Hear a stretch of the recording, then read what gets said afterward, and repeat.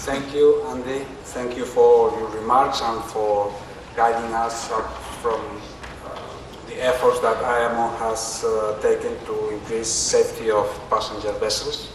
This is an area which concentrates a lot of traffic of passengers. Millions of passengers cross the Strait of Gibraltar every year, and Tanger is a hub for passenger vessels. So thank you very much for your views. Our next panelist is Mr. Miguel Palomares.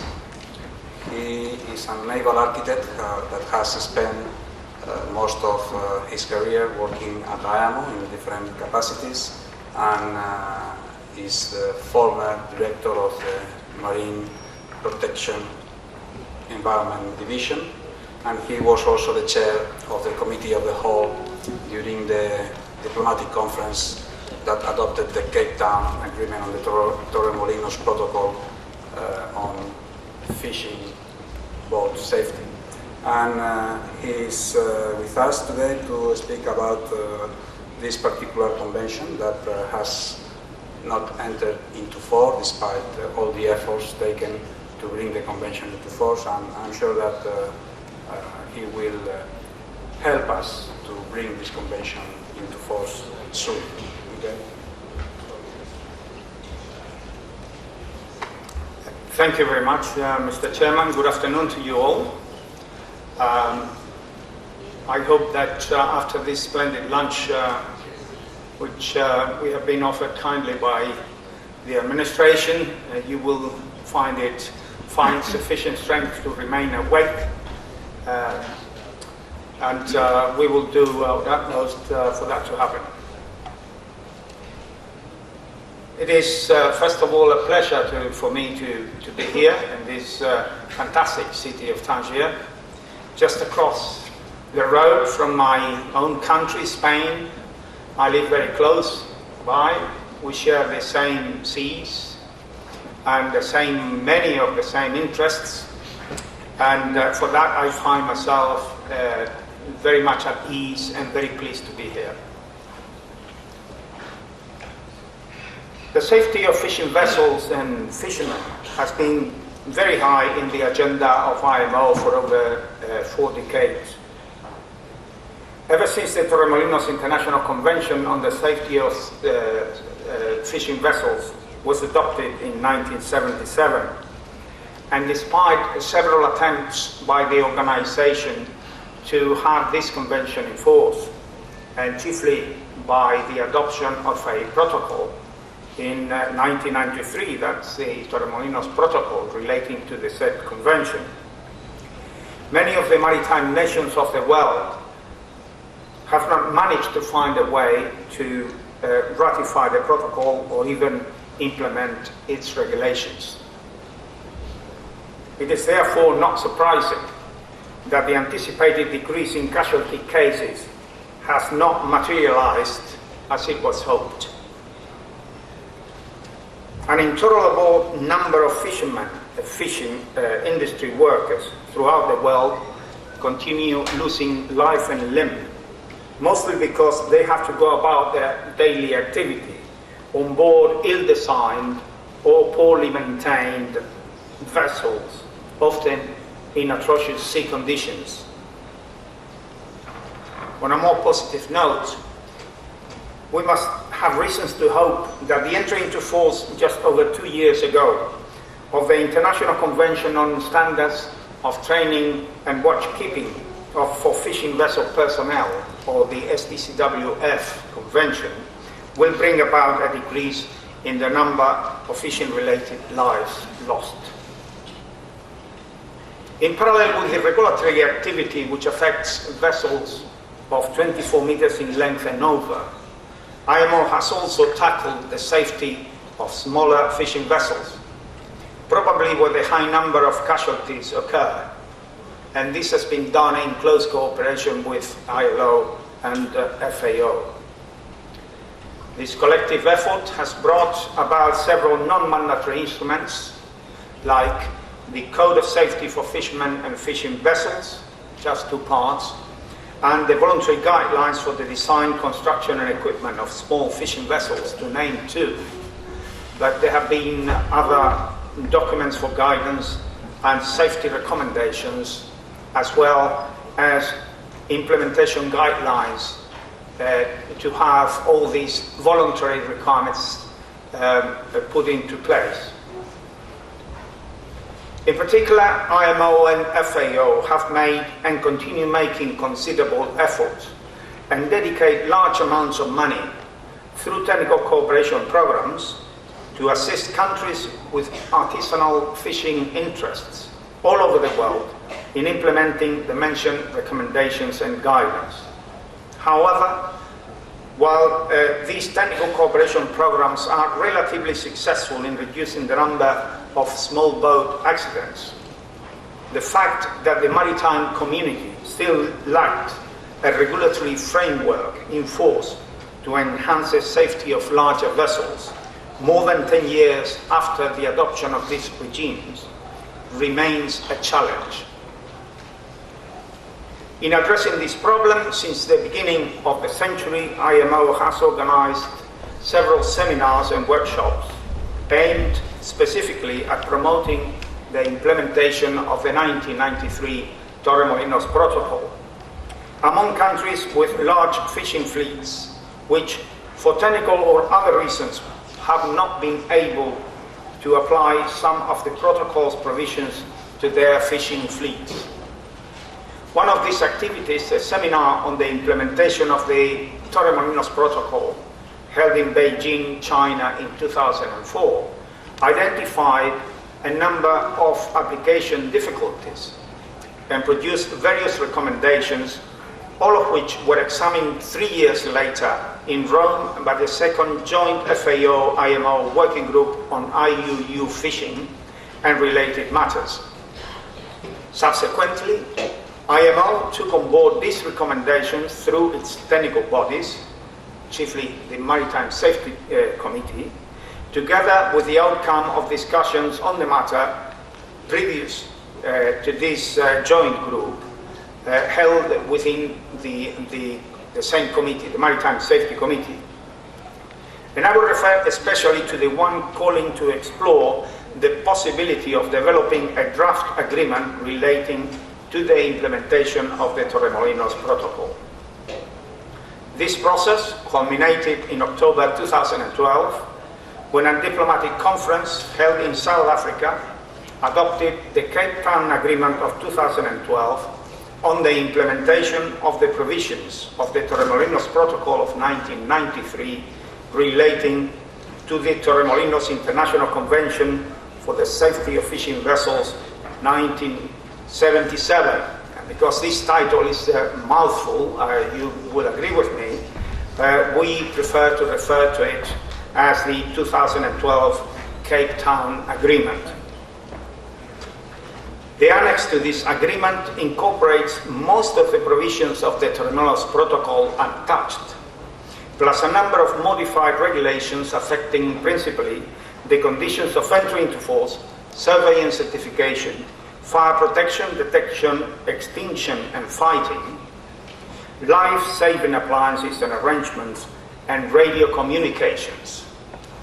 Standing out of all these, I will mention the new conditions of entry into force, which signify a relaxation from the Torremolinos Protocol in that the number of states, although the number of states have gone up to 22, the aggregate number of fishing vessels has gone of 24 meters and over have come down quite significantly from 14,000 to 3,600.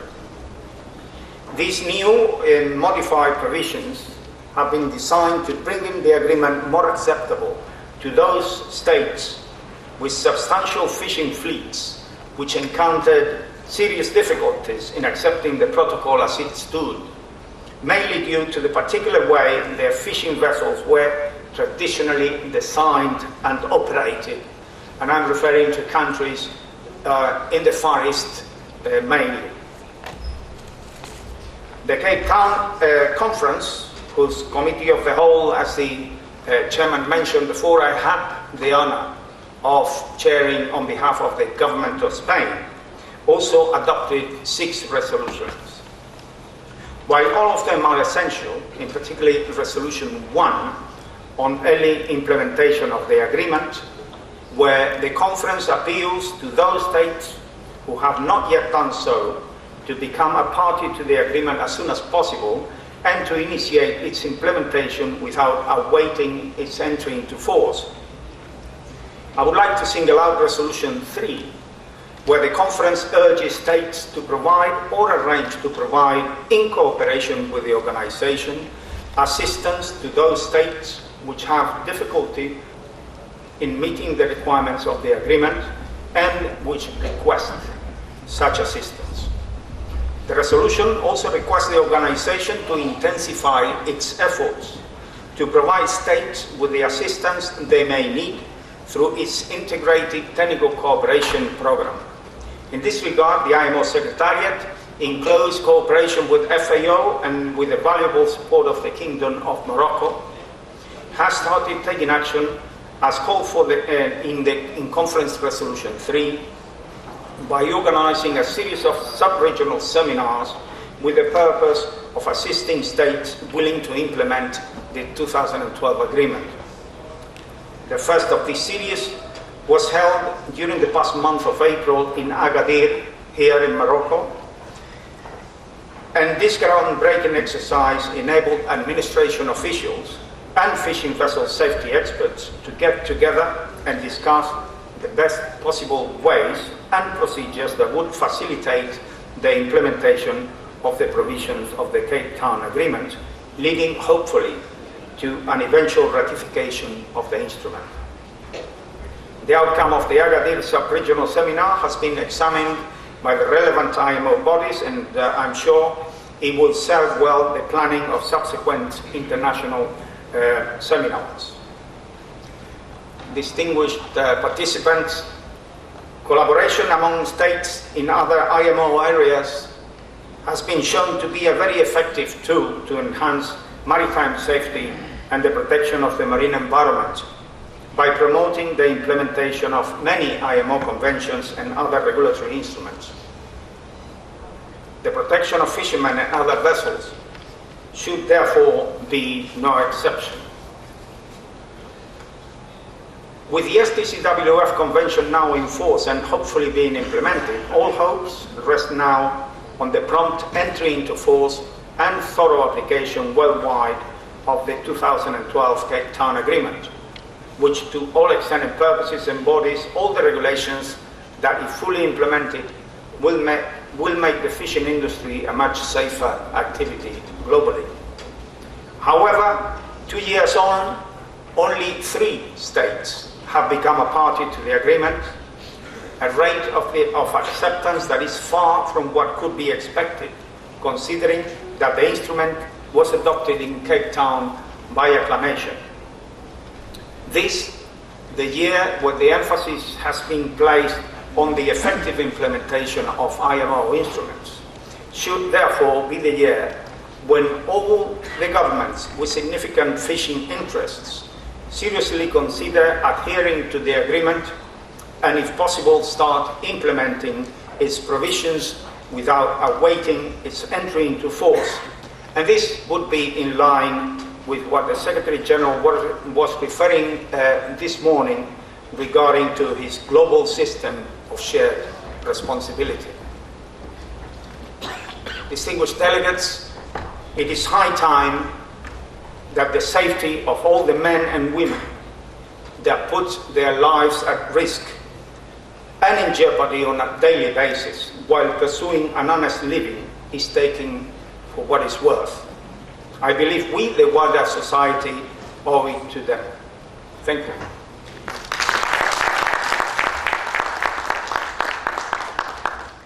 Thank you, Miguel, for your presentation and especially for your recommendations regarding the importance of this convention to enter into force. We are here in Morocco and we have learned this morning the commitment of Morocco and the fishing activity that happens in the waters. I'm sure that your words will be welcome and the efforts will be put forward to achieve that goal. We move now to the conventions intergroup of marine environment protection. And next panelist is Mr. Chris Whitley from Transport Canada. He is the chair of the Ballast Water Review Group of the IMO, and he will speak about the Ballast Water Management Convention and the Recycling of Ships Convention, two other conventions that have not yet entered into force. Yes.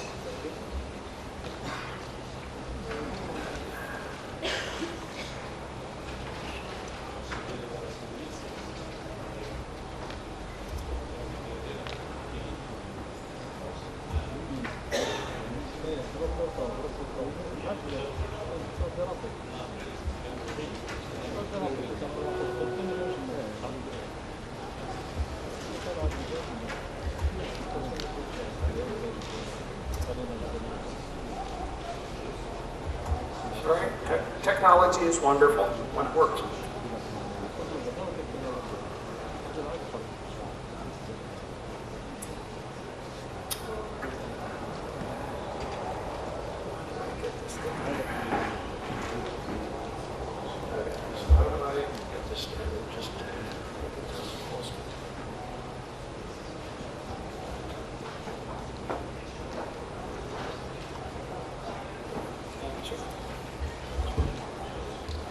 Good afternoon, and I apologize for the technical difficulties, but as you note on the screen, there's a ship in front of you. The ship was built in 1921, and that is about my technology capability when it comes to computers.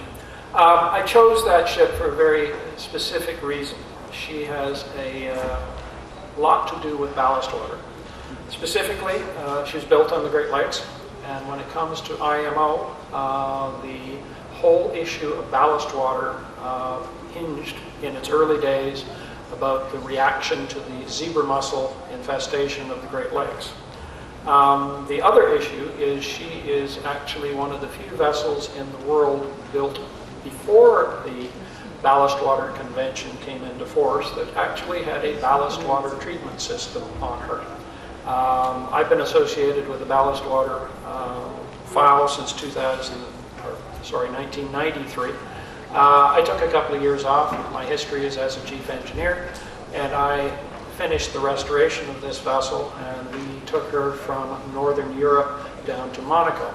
Well, knowing full well the issues with the zebra mussel and other invasive species, I did not wish to bring that into the pristine waters of Monaco. I didn't think people would appreciate it.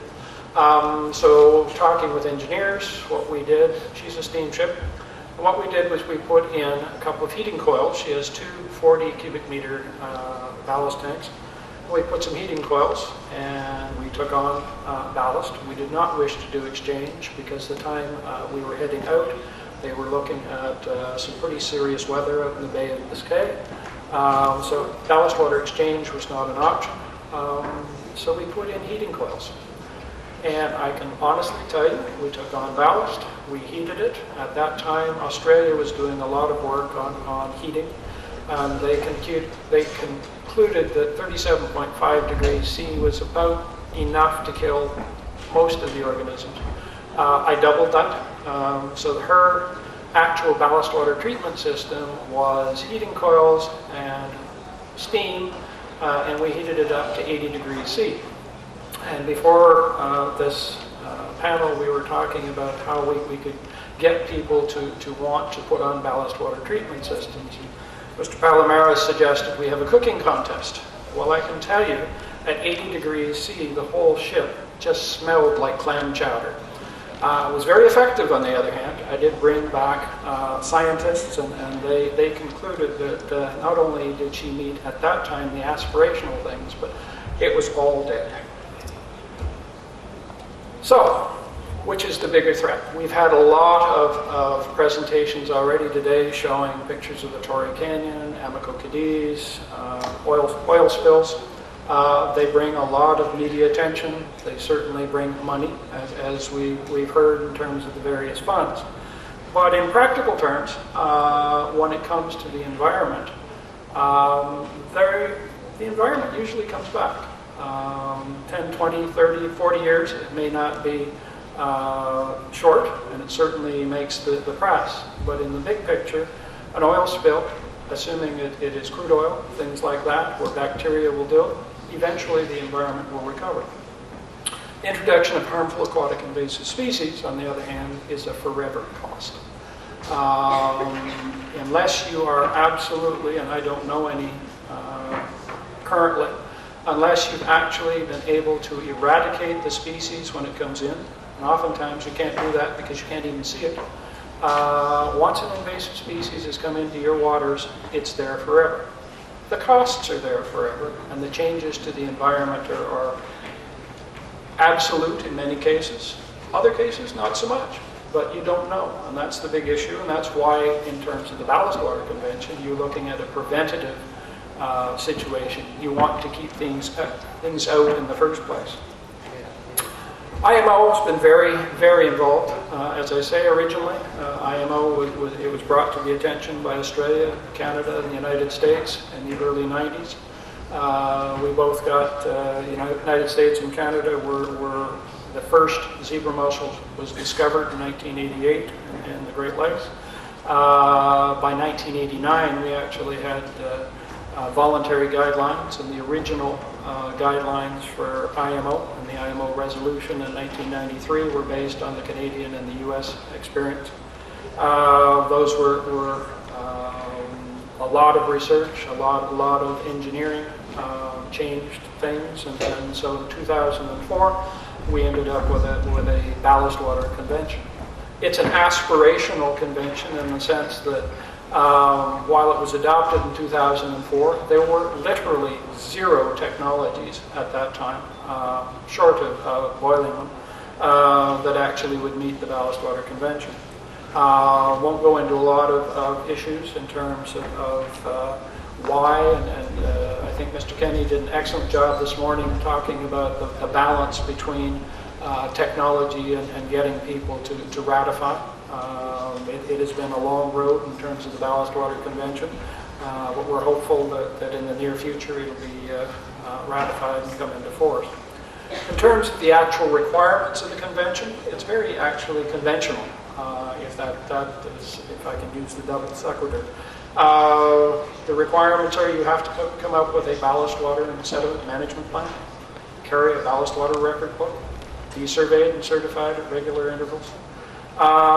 Where it changes a little, though, is in actually implementing that ballast water management procedure to a given standard. So the original standard, a la the Great Lakes experience, was ballast water exchange.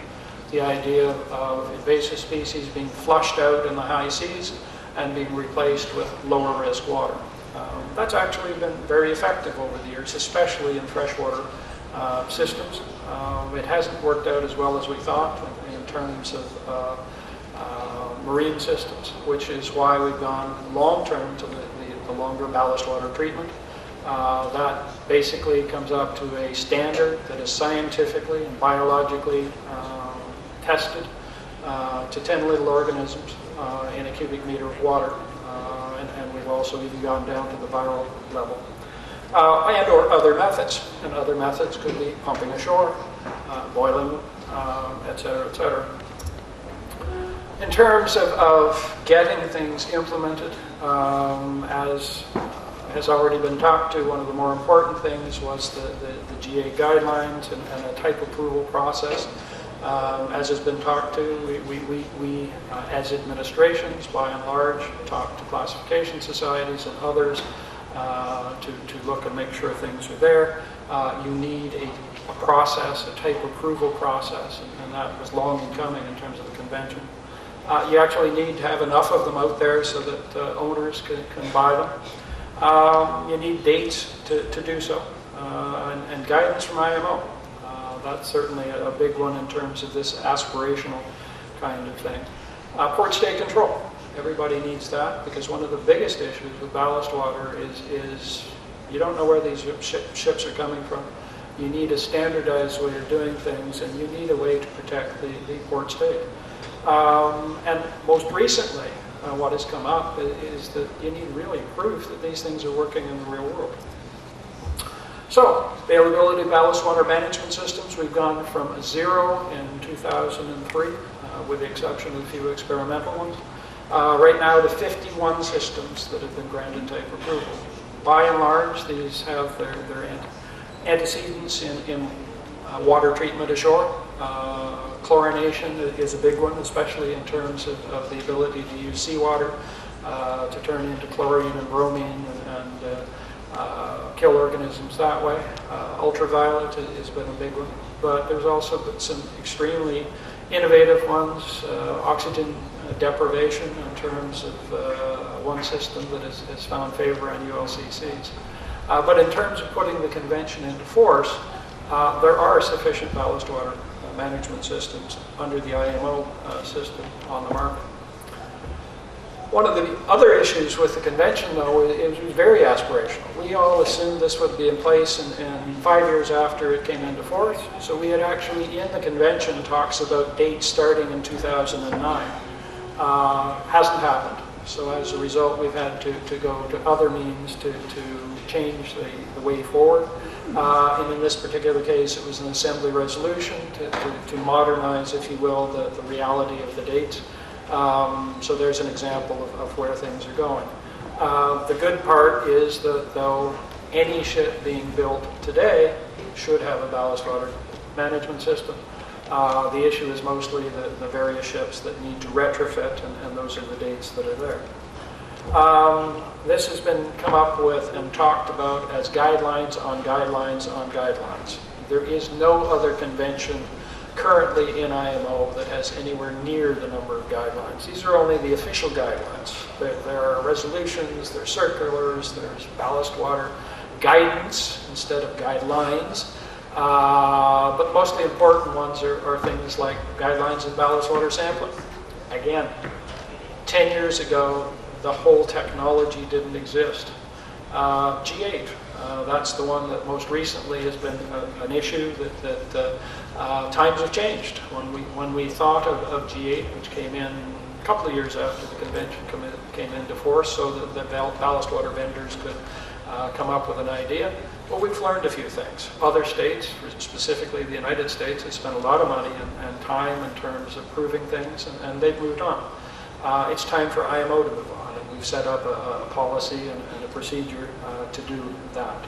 G9, again, we've asked the world's chemical experts to look at approving and put a process in place for use of active substances. Active substances are the things that you're going to pour into your water, and you're essentially asking this thing to sterilize on one side of the hull and then make very sure that it's okay to put it on the other side and not kill fish and organisms. And that's quite a technological challenge, especially considering the amount of water and the flow rates on a typical ship.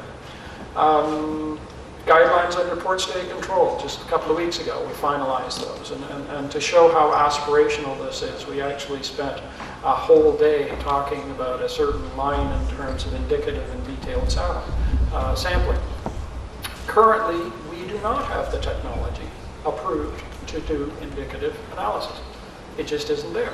Lots and lots and lots of people are spending lots and lots of money to try and go find an answer to that and approve these things, but it isn't there right now. So we are, I won't say stuck, but I'm happy to say that what we have is a port state control guideline that is a port state control. It is something that a normal port state control officer will know and be able to understand and implement it all the way around the world. So we want this thing to come into force. We've got a tipping point, if you will, in terms of administrations that are not doing so. And there was a question here this morning in terms of why hasn't it come into force. Well, one of the basic issues on that is the very fact that the countries that are affected by invasive species aren't necessarily the same countries that have the tonnage that's out there. What we need to do is put in place an environment that the countries that are going to either come to ports or that through goodwill are going to put this in place. And we've a number of issues in terms of removing barriers. Port state control, as I say, was a big one. Review of the guidelines, a study supported by IMO to look at how effective these things are, flexible implementation. We are hoping that these things are enough to convince both industry and the remaining administrations that it's sufficient to put things in place. With that, I'm going to switch to the Hong Kong Convention. Just like the last one, the picture there actually says something in the sense that that is a vessel named the Detroit. Surprise, surprise, it ran out of Detroit, Michigan into Windsor, where I was brought up. It was built in 1902, and again, surprisingly enough, just like the last one, that's the perfect example of a compliance with the Hong Kong Convention. The vessel has no hazardous substance on it. It was actually built before most of these things were invented. And the shipyard that scrapped it has the latest and greatest of occupational health and safety guidelines, and indeed, I guess it's even ISO approved. The whole concept of ship recycling is to take advantage of the fact that there are very few large ship recyclers. The principle of ship recycling has gone on since ships have been built. The ones that weren't wrecked were either recycled or reused, etc. But everything is used. It's good.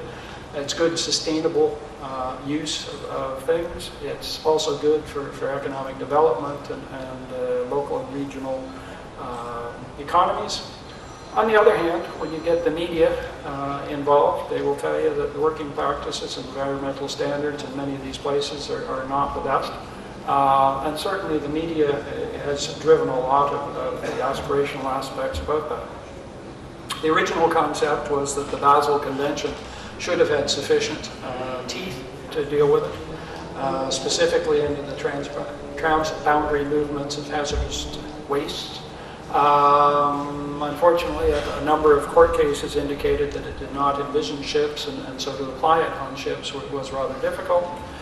So entered the International Maritime Organization, which has had voluntary guidelines on shipwreck cycling since 2003, and a Hong Kong Convention in 2009. Same thing, this has already been gone through, but it's very aspirational in terms of what we like to think is some common sense, in the sense that what we want in place and what IMO is espousing is to describe basically what you want to do is prevent it in the first place. You want to design, construct, and operate your ships environmentally safely. Don't put the hazardous stuff there in the first place. And when they do go to scrap, make sure that the people who are going to scrap it are going to do so in an environmental manner and not cause damage to either their environment or themselves. So there's two major elements. One deals with the facilities, specifically to again, these things are relatively open, nothing dramatic in them. It's just a function of the implementation in terms of emergency preparedness, for example, worker training, and the reports that come out of it. And when it comes down to the ships, keep the hazardous material off in the first place. If you have any, have an inventory, have a plan, and do it as you can. IMO has been very, very active in this one, and certainly while there's only 3. For your presentation on these two very relevant and pertinent conventions still to enter into force.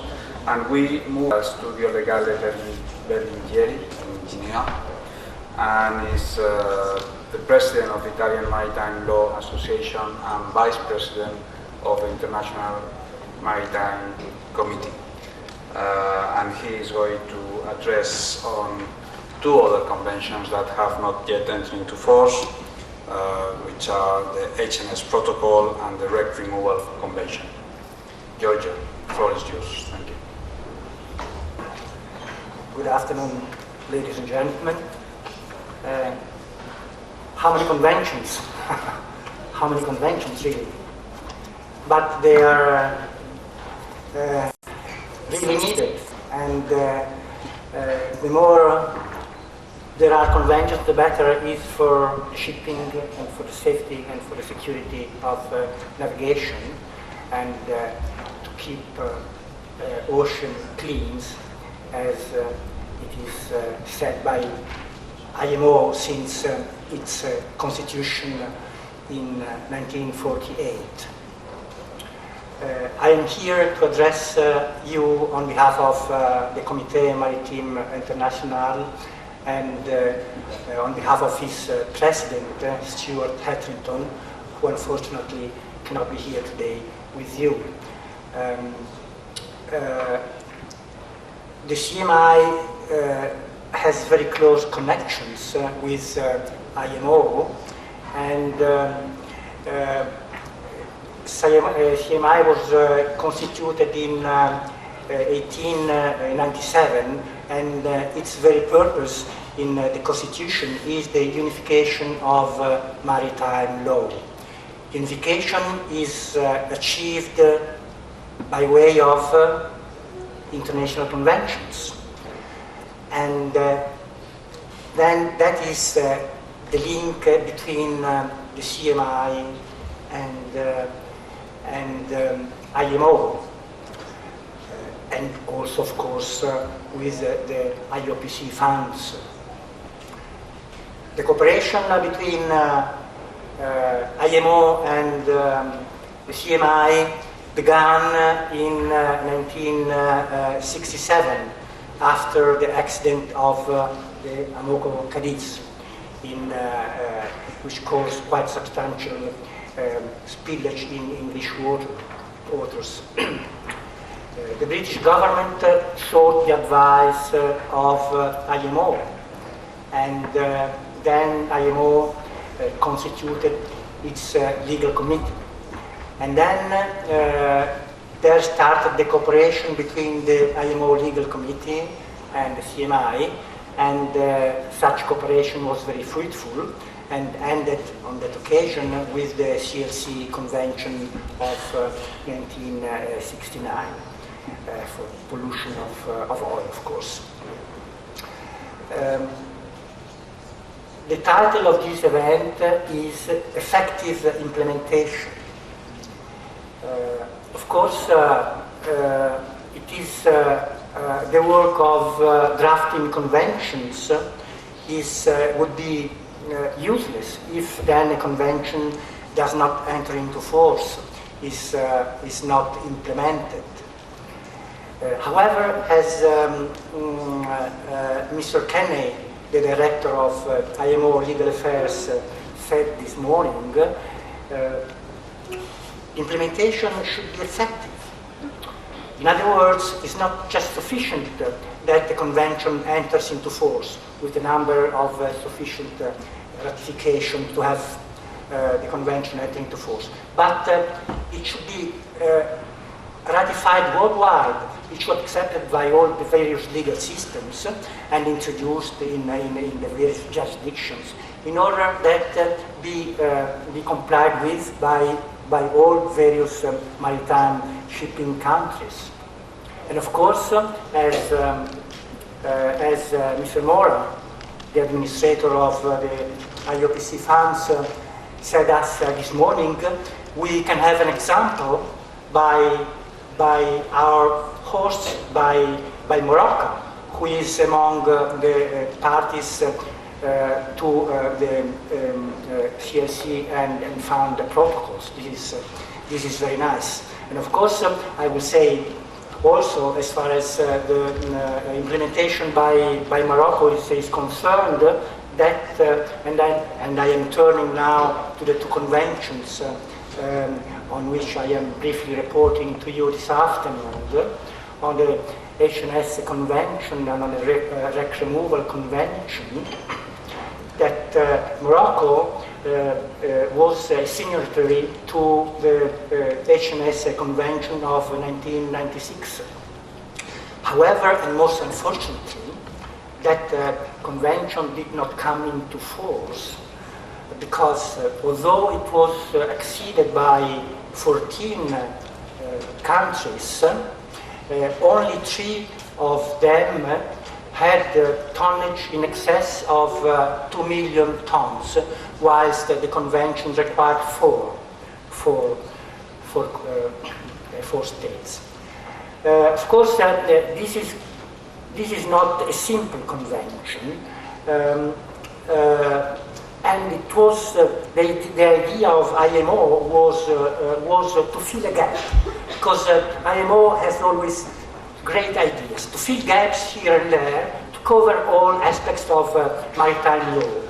And the gap was that, of course, we had the CLC and the FAN conventions dealing with liability and compensation as far as damages out of oil pollution. However, there was no conventions regarding other noxious and hazardous substances like chemicals. And therefore the idea was by IMO to fill that gap. And the structure of the HNS Convention of 1996 was the very same of the convention of the CLC and of the FAN Convention. However, the brilliant idea was to have two conventions in one, because the HNS Convention has the 2 tiers coverage as the CLC and the FAN, but just in one convention. Therefore, there is the ship owner who provides security up to a certain amount with insurance, and then the second tier is for the receivers of the HNS cargoes. However, and as I said, most unfortunately, this convention did not enter into force for gap of ratifications, and therefore IMO said, well, we have to do something.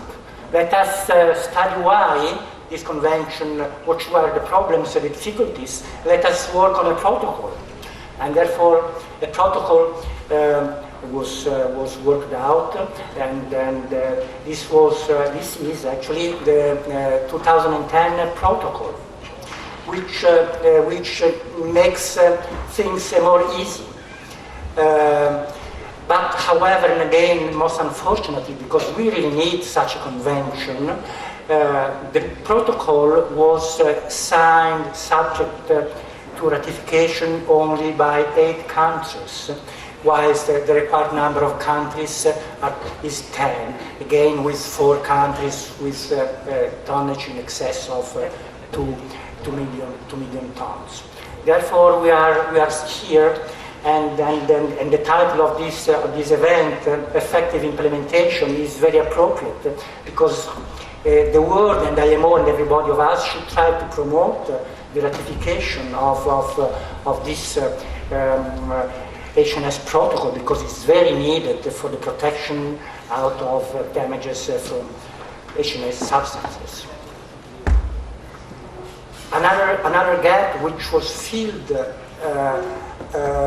well, I forgot one thing. Among the states parties to the HNS Convention 1996, there is Morocco. And Morocco is also, and this is great for this our dear friends and hosts today, and Morocco is also a party to the wreck removal convention.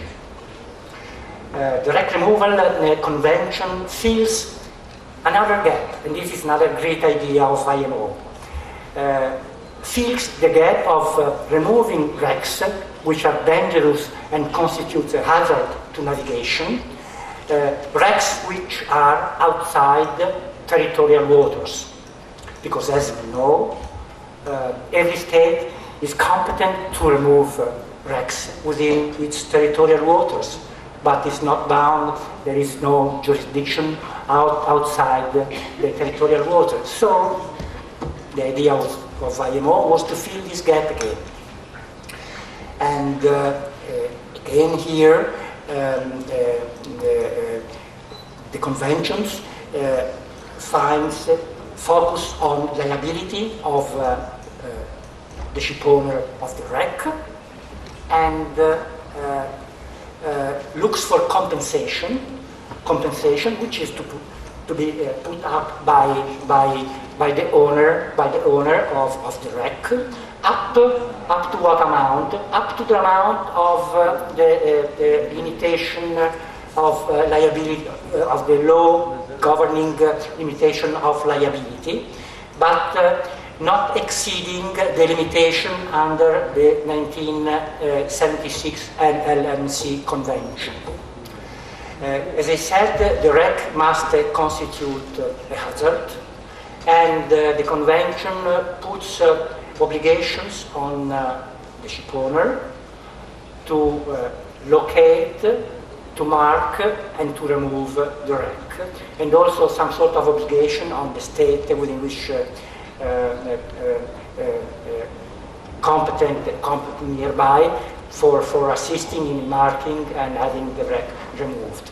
One very interesting issue of this convention is that can be extended also to territorial waters.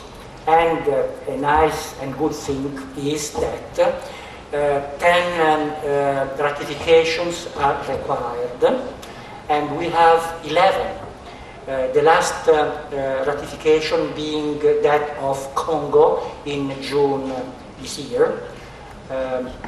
However, there were already 10 ratifications before, including that of Morocco, and the 10th one being that of Denmark, which with England and Bulgaria agreed to extend the application of the convention to the territorial waters. And as I said, the 10th state to ratify was Denmark.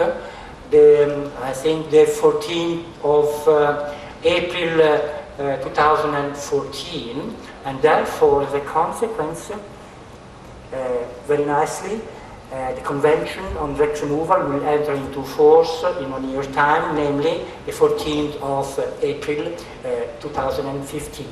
So this briefly is the frame of the two conventions, which provide, of course, compensation to the damaged parties and identify the persons liable, namely the owner of the wreck or the ship carrying noxious and hazardous substances, which are to provide security in order to face the compensation. Thank you.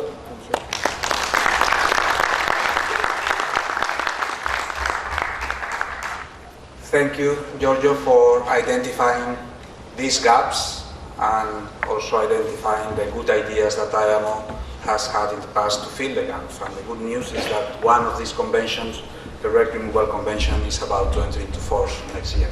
So thank you to the four panelists for your discipline. We have managed to do our panel in 1 hour. I understand that we have time constraints, and I would suggest that if there is any very specific question, can be addressed informally to any of the panelists. However, if there is any question or general remark, I will allow one or two comments from the floor, if any. Thank you again for your discipline, distinguished participants. No comments from the floor. So once more, thank you very much for your attention, and thank you to the panelists.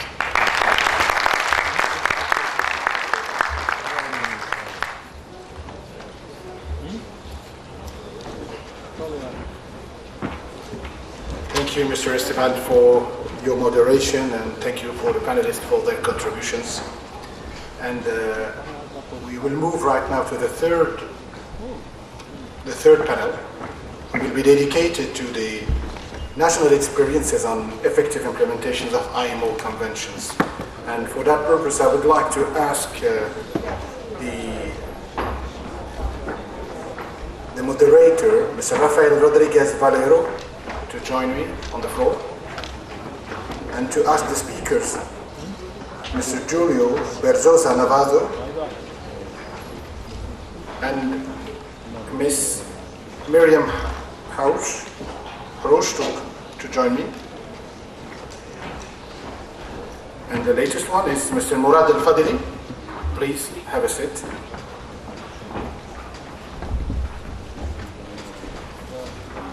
They will replace your titles. And let me just introduce Mr. Rafael Rodrigo Valero. I think you are a PhD in naval engineering, and you are a professor at the University of Coruña. Since 1996, I think you are the third person from Gijón who was assigned as a general manager of the merchant marine in the Kingdom of Spain. The general is secret in Gijón. So, Mr. Rodriguez, you will explain this. What's the secret of Gijón on assigning general managers on the merchant marine in Spain? Thank you. You're welcome.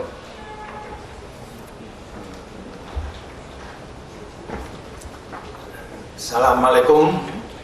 Good afternoon, ladies and gentlemen, and welcome to this panel of the World Maritime Day, whose discussions will focus on the theme chosen by the International Maritime Organization for this year, IMO Convention Effective Implementation. Before starting, I would like to emphasize the importance of this theme for Spain due to about the 8,000 kilometers about of sea coast. I want to acknowledge the participation and contribution of the all panels and highlight the importance of these events for the improvement of the sea transport, favoring it safer for the environment. Finally, congratulate the organizers and the government of Morocco for their effort. So very grateful for the invitation to moderate this panel. Now I will introduce to our speakers. The first speaker is Mr. Julio Berzosa, Harbour Master of the Algeciras Port. As you like, Mr. Julio.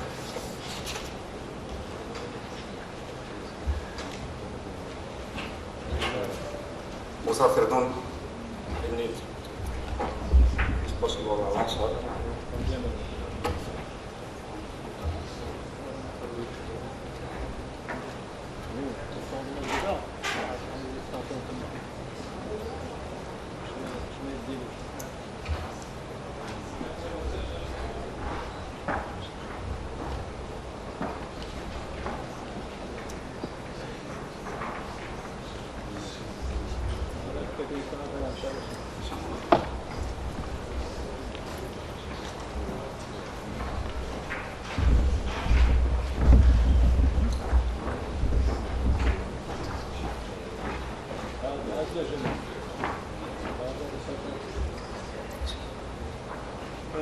كده داخل يقول لها فعل شرارة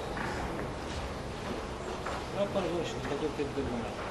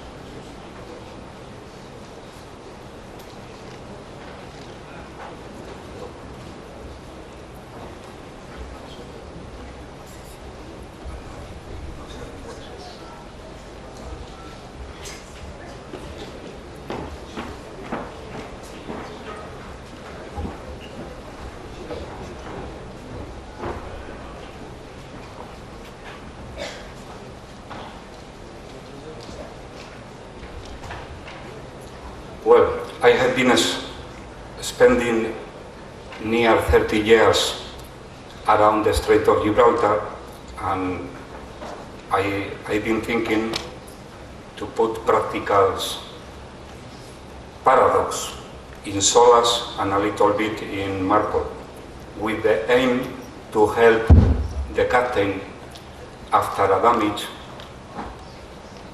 in an easy way without taking the calculator and thinking in these incident problems, because if you are in the accident on board, I think nobody can be calculate anything. Then we should be very practical. Here in the Strait of Gibraltar have been many accidents, some of them significant, with flooding compartments, with injured people, and the captain is obliged to take a quick and reliable act to survive the vessel. Then this is the aim of my point of view.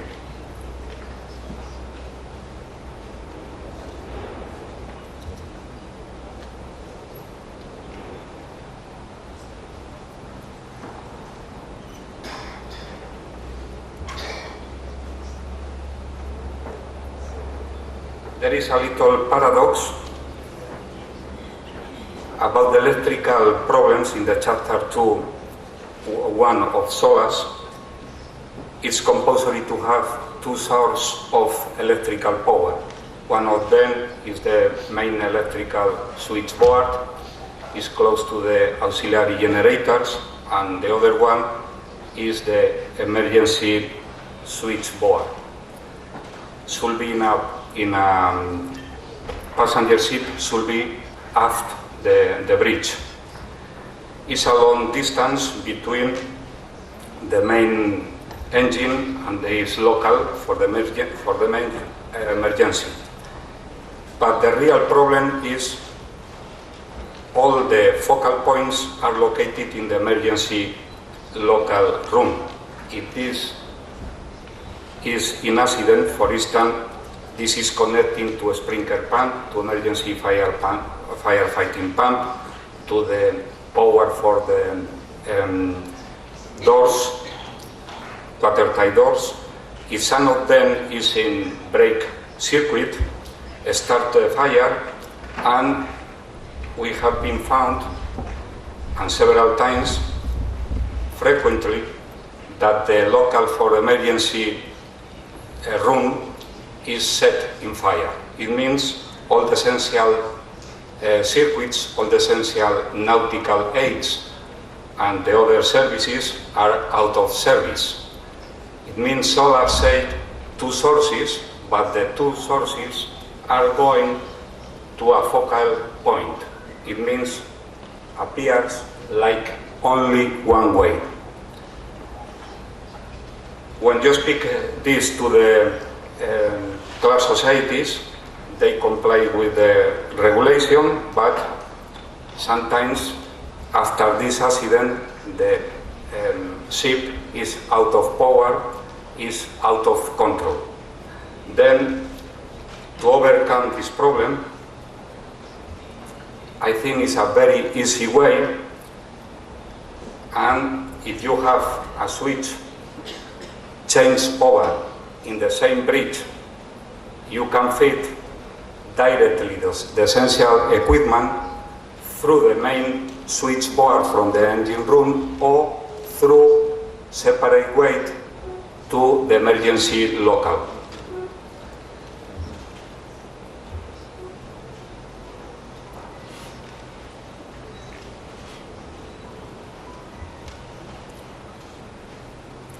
I call Achilles heel because I can repeat, if the emergency local for the emergency generator is set in fire, all the essential equipment are out of power and the vessel is under control.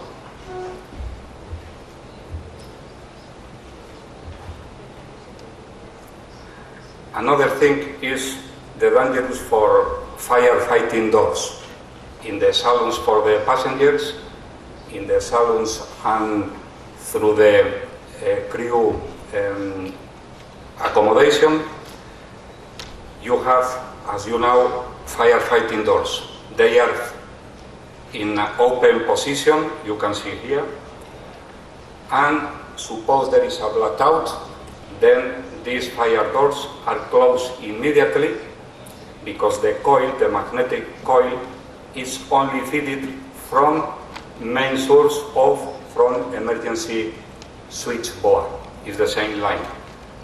But the regulation don't say that must be fit for a permanent way and for a reliable one. Then it's a small cost if you fill this coil also throughout a battery set. Then you have current, you have magnetic field always in this coil that keeps the door to be closed permanently with, or you allow the captain to close voluntarily pushing the buttons, but no if you have a blackout, because this is very, very dangerous for the people, because we are talking about very big doors.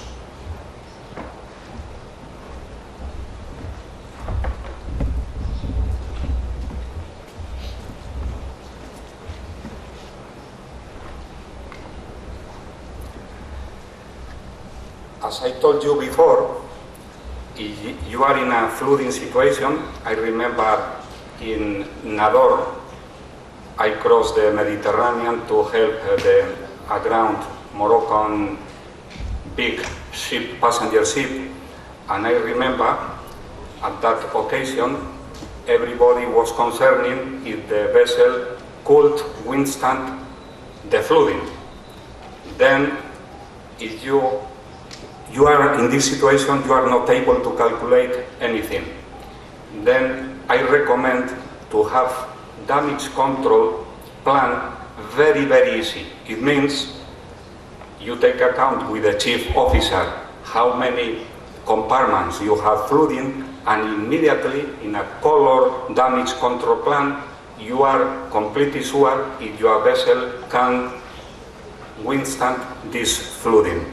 It's very easy, and you have with the means today with the computers the possibility to ascertain, to calculate in previous stage, not on board, when you approve the stability, the draft fore and the draft aft, and immediately the captain knows if his vessel is going to withstand to support this flooding. Very easy and very helpful. And another problem is about the bow bolt. Everybody calculates this bow bolt about hydrodynamics to reduce the wave resistance for the vessel. But nobody, I think, bear in mind that sometimes, not sometimes, many times, this bulb is against a pier and is damaged. And as soon as you punch the bulb in every part of this area, immediately you flood not only the bulb, you flood the 4-peak tank, and it's a big dimension. What happens if the vessel needs to comply 2 compartments flooding? It means with another compartment flood, you are out of the regulation, and it's a big problem for port state control. It's a big problem for us in this area, because in some period of the year, you need all the vessels crossing the strait, because you have at least 200,000 passengers waiting. Then, to comply with this, as you know, the section of this bulb has holed. The frames are totally holed. Then, if you punch in the forward part, the water is passing to all the four-peak tank. Then you take a section, a frame, and I recommend to make this frame totally watertight with only a testing valve to be sure if this watertight is losing. It's the same that appears for this special tank, for this void space in high-speed craft. High-speed craft has this disposition. It means there is a bulkhead with a small valve, like a witness. You open and you know if it's flooded or not. It means it's a restraint. In case of flooding, you have the possibility to cut the water passing to all the forepeak. And even during the construction in the shipyard, it's easier because, as you know, all the sections for this bulk are totally hollowed.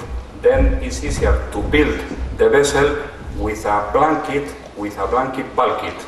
Easier and cheaper. This is on the left. You can find the valve to check. And another question is about the Marco. We have in this area, in the Gibraltar Bay, Algeciras Bay, plenty of barges with the intention, with the proposal, with the work as bunker barge. Then, near every day, there is oil spills during the bunker operation. The people in the receiver vessel are tired. The bunker is performance even during the night, and there are noise, there are inclements for the weather. Then we need to mitigate these problems, the oil spillage.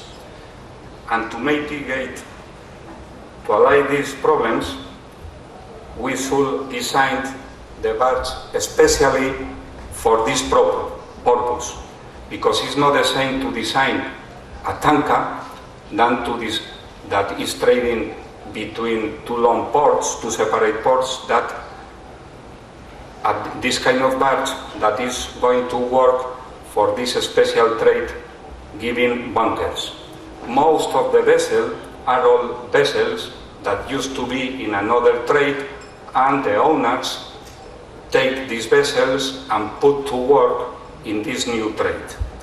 And they are not prepared for it, but also there is no regulation to tell them, please improve your operations. Then, this is the consequence for the spillage. This is the bunker operation, another spillage. Then the requirements are very easy. If you take a remote control and you give to the receiver, once the people on board, suppose it's a high vessel and the bunker berth is a small one, and the bunker berth didn't notice if something is happening in the other vessel, then the people who receive the bunker with the remote control, low voltage of course, like the remote control for a door in a garage, immediately can stop the pumps of the barge. Very easy and very cheap.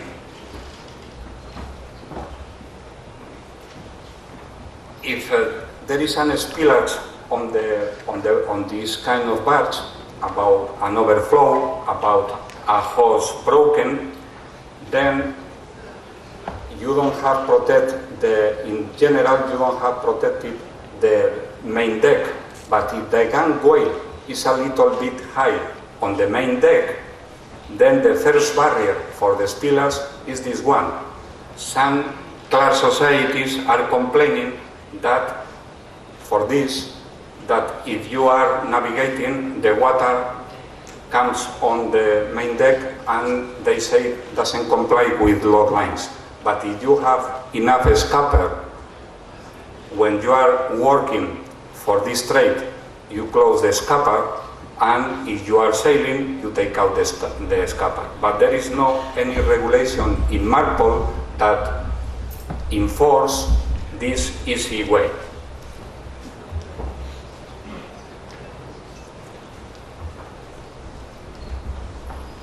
For this kind of vessel, if you use, for instance, sufficient power for crash stop is very important in these small areas of the port.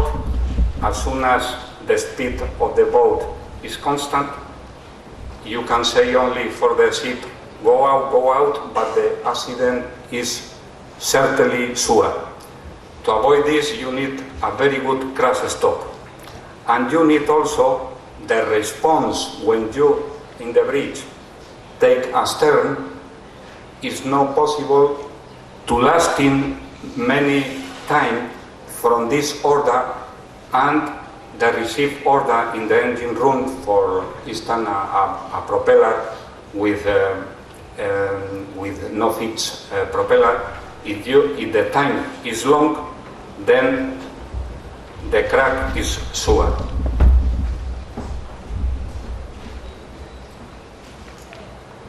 Another question is, now you have low sulfur, high viscosity, even 1000 centi-stock, you have marine diesel, a lot of segregation. It means if you have an old ship, not enough lines on main deck, and there is a mission, and it means a lot of complaints from the receiver about the low percentage of the sulfur. Then you need new barge for this kind of trade with many pipes to segregate the cargoes, different cargoes.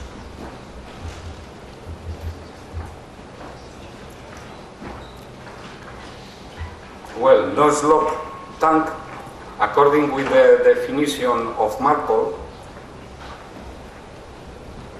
is very clear. The definition for tank is a structural tank, but cargo on decks we don't accept because it's not structural. Yes, it's a different interpretation, but we need to be very seriously and very hard people in this particular avoiding the pollution. Of course, even if the barges are less than 500 deadweight tons, then we see, according with the experience, and we oblige to have double hull. If you put in these traffic jams on service, if you put on service single hull, many damage and many accidents, and the port will be fulfilled of fuel oil. We don't accept. Well, you can tell me that this is no international law because MARPOL is there, but we restrict this to the internal waters.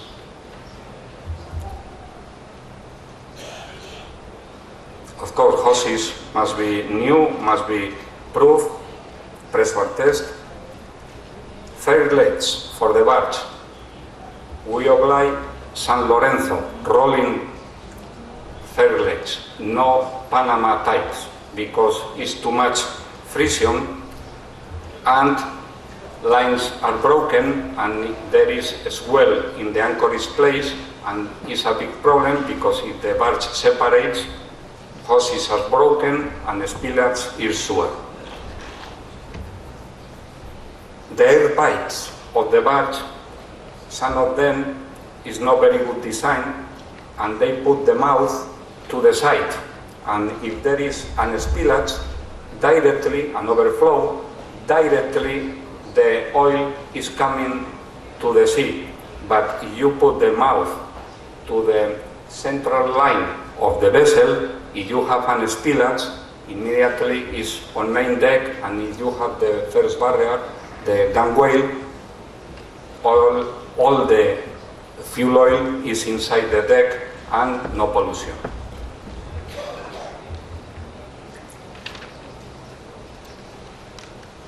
We need to avoid this.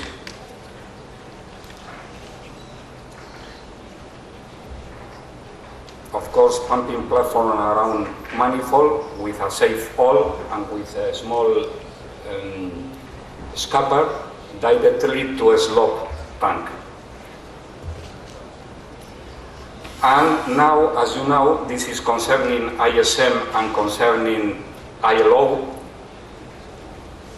Plenty of the fuel oils has now SH2, the rotten eggs high. What happened? If you open the mouth for a hatch cover, all this gas is totally poison and is too dangerous for the brain because sulfur is loving ion, and if the sulfur reacts with the ion, it means the ion is not going with the hemoglobin to the lungs, and the death is immediately. For avoiding this, we oblige to take a dragger, for instance, is a commercial mark, dragger pipes and gas detector to be sure what is the SH2 sulfuric acid content of the product. And if this gas is high, we don't allow to give the bunker at this station, and we send out of the port the barge to clarify this situation. I think these things are very easy to follow, to comply with it. Then, if you have the power in IMO, I think should be a guidelines very easy to clarify this situation for this kind of tankers, for this bunker barge. Thank you very much.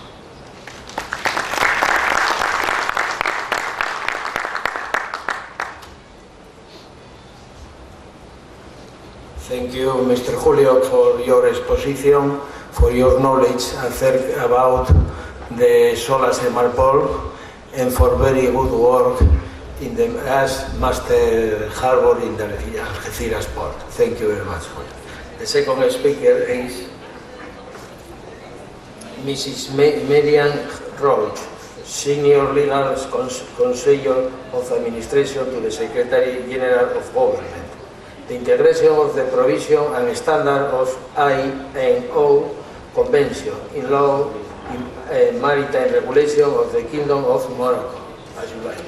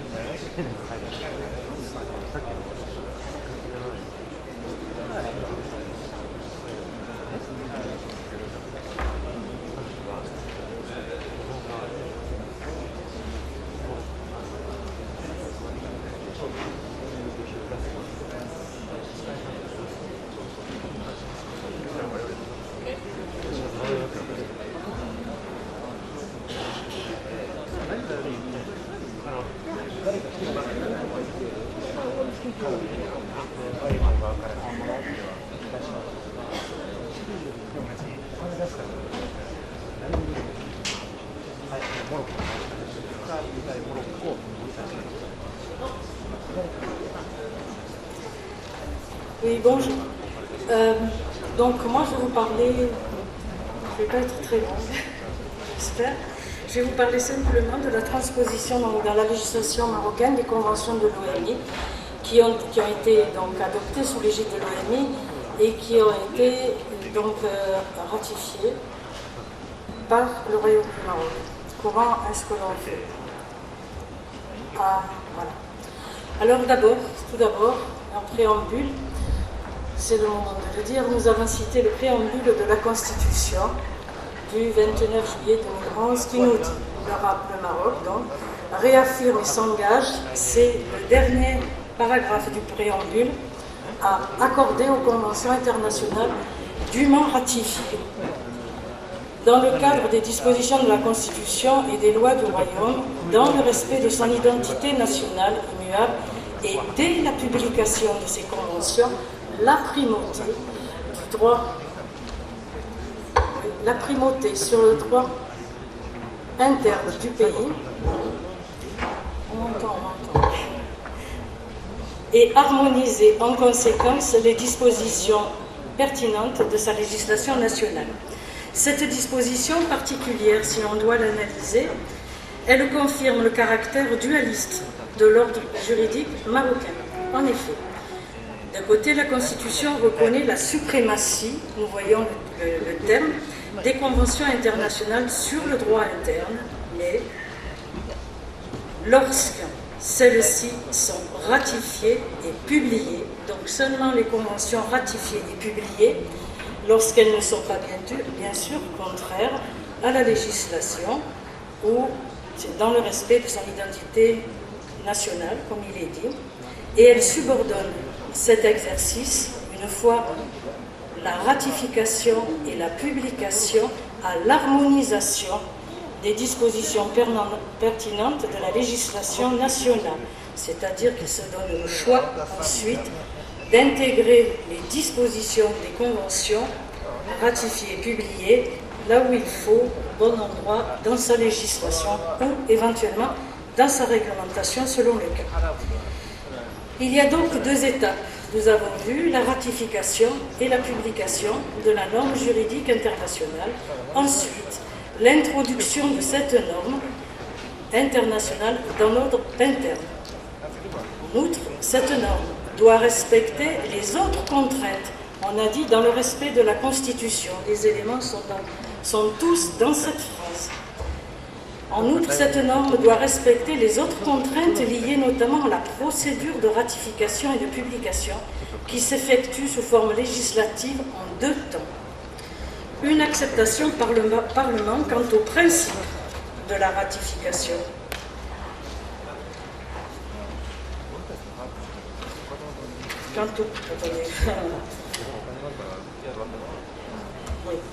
Quant au principe de la ratification, après que le texte de la Convention ait été approuvé en Conseil de gouvernement, puis en Conseil des ministres, pour toutes les conventions dont la mise en œuvre entraîne des coûts à la charge de l'État ou encore lorsqu'elles ont une incidence sur l'exercice des libertés. Enfin, une publication, deuxième étape, une publication du texte ratifié. Alors seulement, cette norme peut être introduite dans la législation ou la réglementation nationale correspondante et produire pleinement ses effets. Ainsi, l'introduction dans l'ordre juridique interne d'une norme juridique générale, internationale mais générale, nécessitera l'adoption d'une loi nouvelle ou la modification d'une loi en vigueur et la mise en place d'un organisme d'intervention tel un comité ou une commission ou toute autre entité de même type nécessitera l'adoption d'un texte réglementaire interministériel. Voilà pour les principes généraux. Donc les deux étapes étaient là, ratification, publication, introduction dans l'ordre juridique interne. En préalable, on rappelle que le Maroc est un membre actif de l'OMI. Il participe régulièrement et pleinement à tous les comités, sous-comités mis en place au sein de cette organisation visant la négociation et l'adoption des instruments, des conventions, protocoles et tout autre texte entrant dans la compétence de cette institution. À cet égard, il a ratifié régulièrement tous les instruments relatifs à l'organisation elle-même depuis le début. Concernant le système conventionnel lui-même, le Maroc a ratifié et publié la majeure partie des conventions adoptées sous l'égide de l'OMI, notamment les instruments fondamentaux permettant d'assurer une navigation sûre, une plus grande sécurité des transports maritimes et à même de prévenir et de lutter contre la pollution marine, ainsi que l'indemnisation en cas de pollution, dont les 4 grands systèmes ont été ratifiés par le Maroc. Je les ai classés donc par la suite. Il s'agit notamment des systèmes conventionnels fondamentaux suivants. D'abord, en matière de sécurité, les systèmes SOLAS, en matière de prévention, lutte et indemnisation pour la pollution, les systèmes MARPOL, les annexes, bien entendu, et leurs protocoles, et les protocoles. En matière de responsabilité pour des faits de pollution d'hydrocarbures, CLC 69 et le fonds, ainsi que les conventions suivantes portant sur le même objet, ainsi que donc, toujours dans le même ordre, la prévention pour l'immersion des déchets et protocoles, les responsabilités pour les substances nocives, HNS 96 et actuellement en cours, bien entendu, le dernier, le contrôle des nuisibles et systèmes anti-salissures sur les navires, AFS, le contrôle et gestion des eaux de ballast et sédiments des navires, les pollutions par hydrocarbures de soude, bunker. Ça, c'est pour les préventions. Ensuite, en matière de formation. En matière de formation des gens de mer, le Maroc a ratifié et publié. On ne parle ici que des conventions ratifiées et publiées, dûment publiées. Donc, les normes de formation et de certification et de veille, STCW 78 et STCWF pour la pêche 95. En matière de sécurité de la navigation, non plus du navire de la navigation, donc, les conventions sur les lignes de charge, le jaugeage et le tonnage, les règlements internationaux pour prévenir les abordages en mer, COLREG, les sécurités des conteneurs. Enfin, l'intervention en haute mer et, bien entendu, les protocoles subséquents. Enfin, les dernières conventions, parmi les plus récentes, je dirais, l'enlèvement des épaves, et bien entendu l'adhésion à l'Organisation internationale par satellite, INSO, et le système INMARSAT. Au niveau des aspects institutionnels, on avait dit il y a 2 aspects, les aspects généraux, donc toutes les conventions que je viens d'énumérer devront être introduites par le biais d'une loi existante ou d'une loi à adopter. Maintenant, les aspects institutionnels sont introduits par des décrets. C'est-à-dire, c'est uniquement au niveau du gouvernement. Aspect institutionnel, donc recherche et sauvetage. la répression des actes illicites contre la sécurité de la navigation, la préparation, la lutte, la coopération contre les événements de pollution. C'est bien. Donc tout le système important, le système de base, est actuellement ratifié et publié. Comme vous avez vu, pour nous c'est essentiel, la publication. Maintenant, dans l'introduction de ces textes ratifiés et publiés, comment le fait-on dans la loi interne? Eh bien, c'est très simple. D'abord parce que le Royaume du Maroc dispose d'un code de commerce maritime qui date certes de presque un siècle, il date de 1919, mais dans ce texte étaient posées les bases mêmes, c'est-à-dire les principes généraux quant à la sécurité de la navigation, la formation des personnels, la prévention de la pollution qui a été rajoutée par la suite, mais qui est dans le même texte, quant à également les procédures de visite des navires, de délivrance des documents. Tout cela est prévu dans le texte d'origine et donc a continué d'exister jusqu'à maintenant. Et simplement, la ratification des conventions permet